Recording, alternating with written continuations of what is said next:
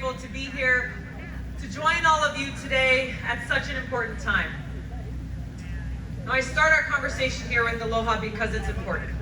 We're facing increasingly divided times, self-serving politicians in Washington who are pitting one group of us against the other, pitting one tribe against the other, tearing us apart.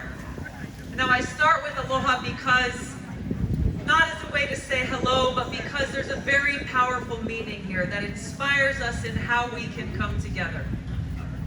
When we greet each other with aloha, really what we are saying is, I come to you with an open heart.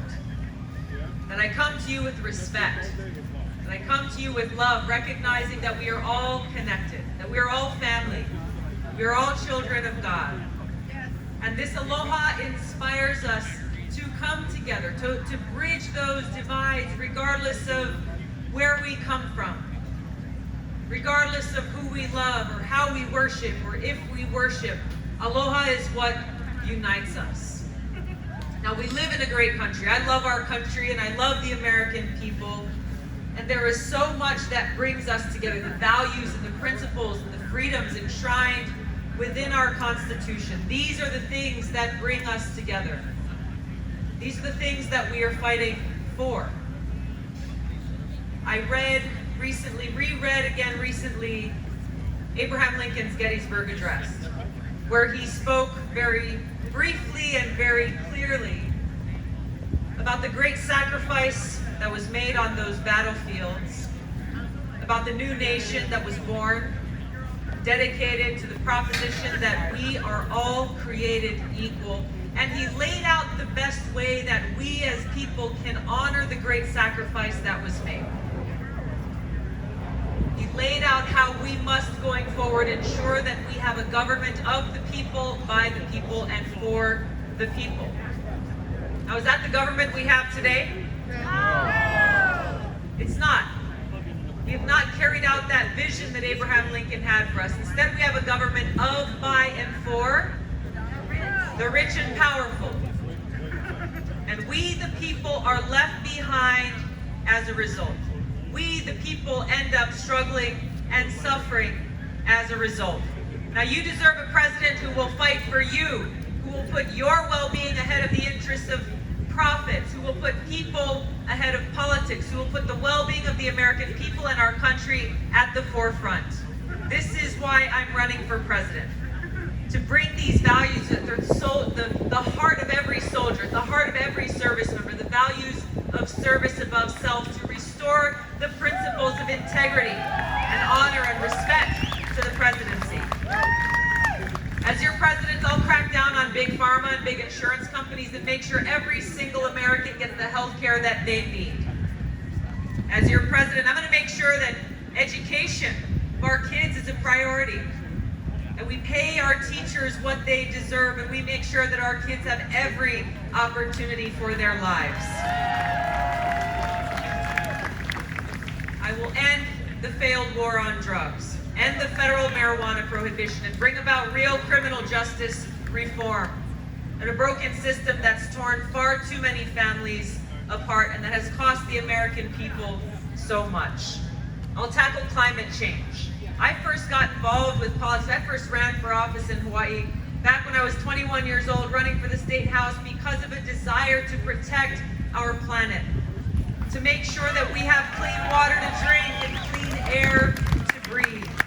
Together we can usher in a new green century, harnessing all that innovation and technology has to offer us to make sure that we are protecting our planet, creating good jobs, transitioning off of fossil fuels, and truly investing in our future.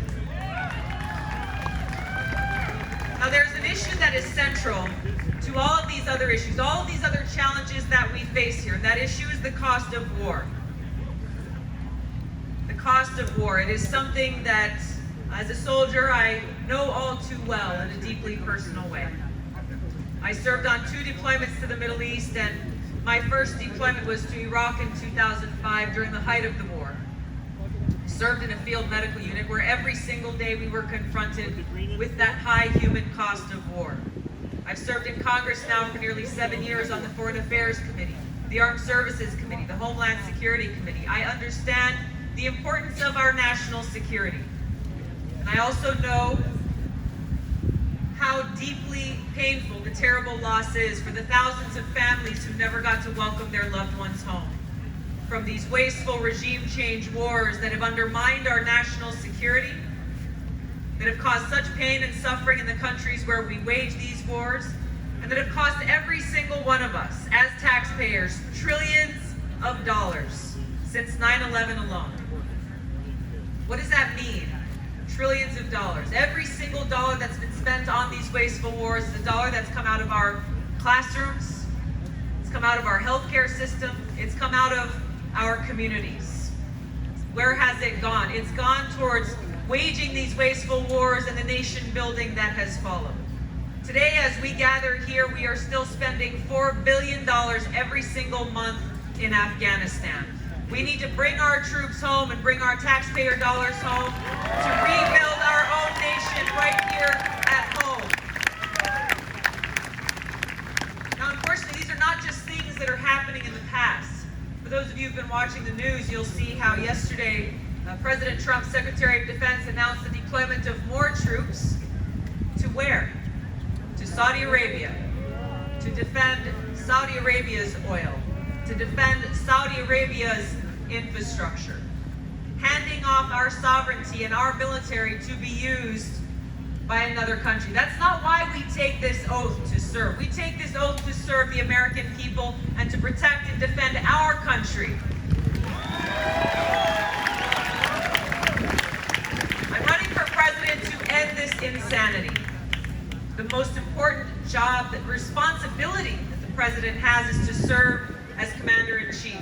And as your Commander-in-Chief, I will end these wasteful regime change wars, make sure we don't start any new ones, work to end this new Cold War we're in and an arms race that would further cost us trillions and more lives, and instead redirect those dollars towards serving the needs of our people right here at home. There is so much at stake here. We are facing very dangerous times.